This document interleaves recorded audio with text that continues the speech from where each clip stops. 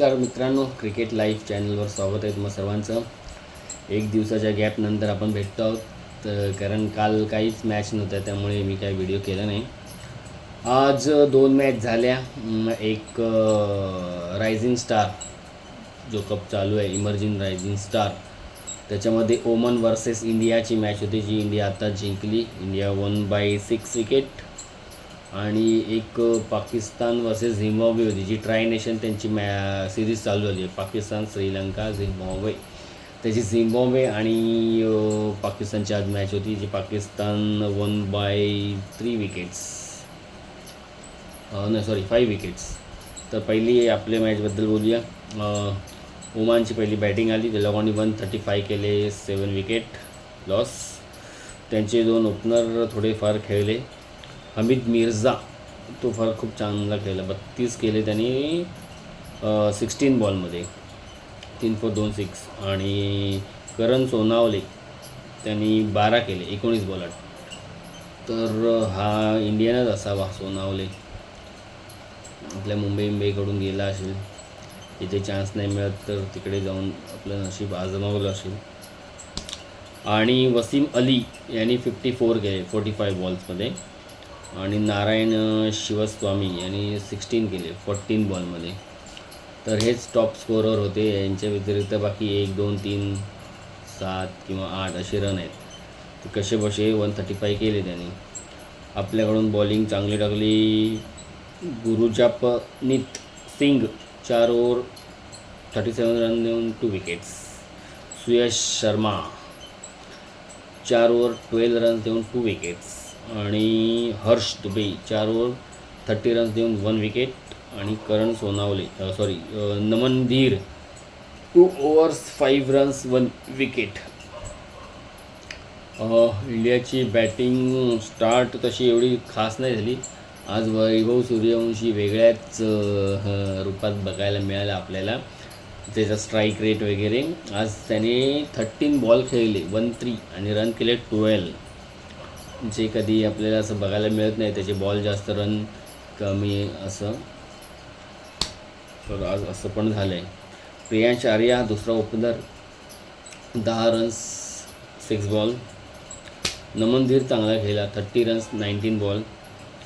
Harsh Dubey 53 44 ball. Nehal Wadhera 23-24 ball.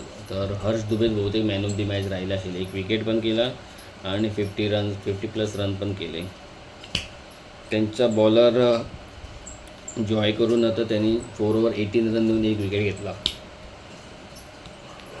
Sorry. आणखीन आता आपल्या 3 मॅचमधल्या 2 जिंकलो आहे आपण. पाकिस्तान 3च्या 3 जिंकले आहे. तर बहुतेक या ग्रुपमध्ये इंडिया पाकिस्तानच टॉपला असणार. यांच्यापैकी पुढे जाऊन बघू आता सेमी वगैरे कोण मिळेल. पण बहुतेक फायनलला जास्त चान्स इंडिया पाकिस्तानचीच आहे. अफगाणिस्तान आणि बांगलादेशची पण चांगली टीम आहे. पण बघूया काय होतं, कळेल आपल्याला. त्याच्यावर आपण करूया अपडेट. तर दुसरी मॅच होती झिम्बाब्वे आणि पाकिस्तानची. झिम्बाब्वेने फर्स्ट बॅटिंग करताना केले 147, 8 विकेट लॉस. ब्रायन ओपनर 49 केले 36 बॉलमध्ये. दुसरा ओपनर होता मरुमनी, त्यांनी केले 22 बॉल्स. त्याच्यानंतर एवढा स्कोर काय कोणी जास्त केलं नाही. रन बॉलच आहे. सिकंदर रजा कॅप्टन 24 बॉल्स. आणि त्या पाकिस्तानकडून बॉलिंगमध्ये मोहम्मद नवाज 4 ओव्हर 22 रन देऊन 2 विकेट्स. मोहम्मद नवाज सध्या जबरदस्त फॉर्ममध्ये. पाकिस्तानच्या ज्या पण पाकिस्तान विन झाल्या आहे मॅच ना, त्याचा कॉन्ट्रीब्युशन सगळ्या मॅचमध्ये, बॉलिंगमध्ये बॅटिंगमध्ये. आज त्यांनी बॅटिंगमध्ये पण कॉन्ट्रीब्युशन केलं, बॉलिंगमध्ये पण केलं. बॅटिंगमध्ये पण त्यांनी 21 रन्स केले 12 बॉल्समध्ये. नाही तर थोडंसं त्यांचं पाकिस्तानचं रन बॉलपेक्षा वर गेलं होतं. साईम अयूब 22 रन्स 26 बॉल्स. बाबर आझम पुन्हा एकदा 0. बाबर आझमचं काही खरं नाही. आणि फकर जमान ह्यांनी थोडी मॅच टर्न केली. फकर जमान चांगला खेळला 44 केले 32 बॉल्समध्ये. आणि उस्मान विकेट कीपर नवीन आहे 37 रन्स 28 बॉल नॉट आऊट राहिला. आणि Mohammad Nawaz 21 runs 12 balls. Evans जो झिम्बाब्वेचा बॉलर आहे त्यांनी चांगली बॉलिंग टाकली. 4 ओव्हर 26 रन 2 विकेट्स. तर ही मॅच काय एवढी इंटरेस्टिंग थोडा मध्ये झालेली. त्यांचे पाकिस्तानचे 4 विकेट गेलेले आणि 36 रन पाहिजे होते 24 बॉलमध्ये, पण ते हा नवाज आला आणि त्यांनी 2 6 वगैरे मारले आणि मॅच वन साईड करून टाकली. तरीसुद्धा 20व्या ओव्हरच्या सेकंड बॉलला विन झाले.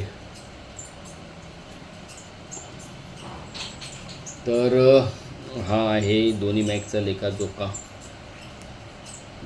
आता इंडियाची आता आपली सेकंड टेस्ट मॅच बघू दे कधीचा.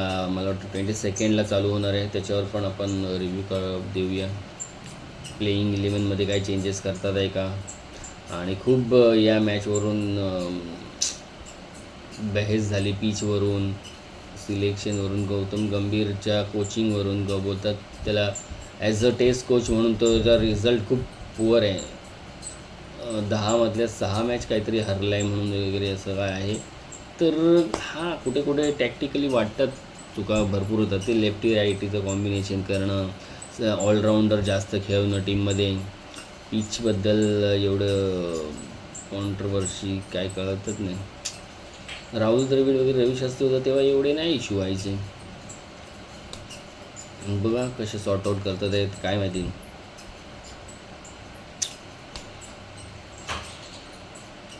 हां आणखीन त्या दिवशीची जी कॅच होती ह्याची पाकिस्तानचा जो ओपनर बॅट्समन होता सदाकत, त्याच्यावर पण भरपूर हे होतात आहे व्हिडिओ बनतात आहे. पाकिस्तानमधून पण काही यूट्यूबर त्यांचे स्पोर्ट्स चॅनलवाले ते सांगतात आहे की ती कॅच ॲक्च्युली लिगल होती, करून आऊट द्यायला पाहिजे होता पण दिलं नाही. आणि त्याच्यात भरपूर गोष्टी आहेत त्या जे नवीन रूलप्रमाणे वेगळ्या गोष्टी सांगतात. आणि जर नवीन रूलप्रमाणे जरी तसं असेल पण त्याच्यामध्ये सुद्धा जर ती कॅच तुम्ही नॉट आऊट दिली मग तो 6 द्यायला पाहिजे होता. डॉट बॉल किंवा डेड बॉल तर नाही दिला, मग डॉट बॉल कसं काय देऊ शकता तुम्ही. कॅच नाही म्हणजे 6 तर असायलाच पाहिजे ना. मग ते पण नाही दिलं तर ते खूप कॉन्ट्रोवर्शियल डिस्कशन झालं आहे ते डिसिजनवरून. आणि खास करून बांगलादेशी अंपायर होता आणि सध्या बांगलादेशबरोबर काय चालू आहे त्याच्यामुळे पण कदाचित असं झालं असेल. I don't know. बघू पुढच्या मॅचेस कशा होतात आहे त्या.